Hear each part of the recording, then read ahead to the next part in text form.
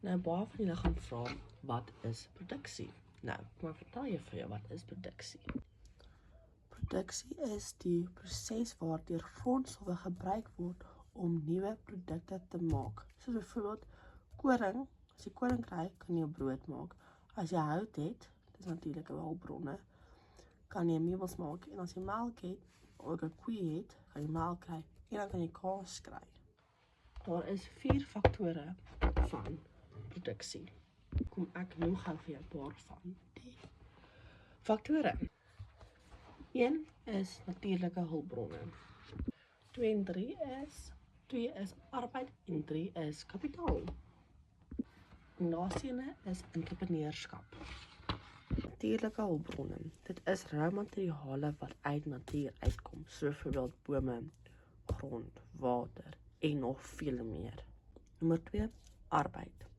Dit is mense wat die werk doen. Sonder arbeiders kan ons mense hê wat die werk doen, wat die natuurlike hulpbronne vervaardig nie, wat nie dit verkoop nie en so voort. So ons kort arbeiders om die werk te kan doen, so byvoorbeeld onderwysers, fabriekwerkers en kassiere.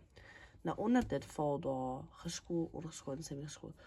Onderwysers sal as geskoold gesien word, fabriekwerkers as ongeskoold en kassiere as semi-geskoold. Geskoold is mense wat 'n sekere in ietsie gaan professioneel het.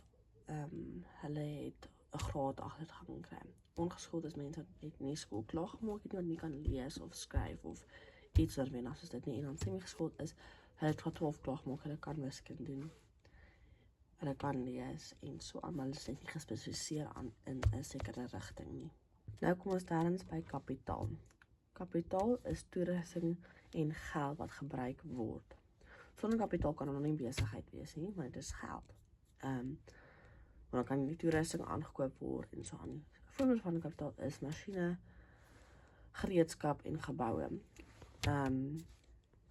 As jy besigheid, kom sê jy het 'n koffiewinkel en jy het nie geld nie, so jy kan nie toerusting aankoop nie, jy kan nie mense aan diens stel nie, dan moet jy gaan leen en so aan. Maar punt bly staan is, jy kort masjiene wat vir jou die produkte gaan maak, om koffie vir jou te maak by dit. So jy kort kapitaal om die toerusting aan te koop.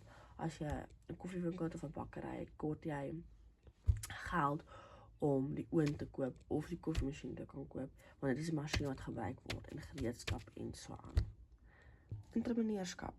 Dit is die persoon wat die besigheid begin bestuur. Sonder entrepreneurskap gaan ons nie mense sien, want hulle sien nie geleentheid raak, die besigheid geleentheid raak, wat hulle moet kan doen.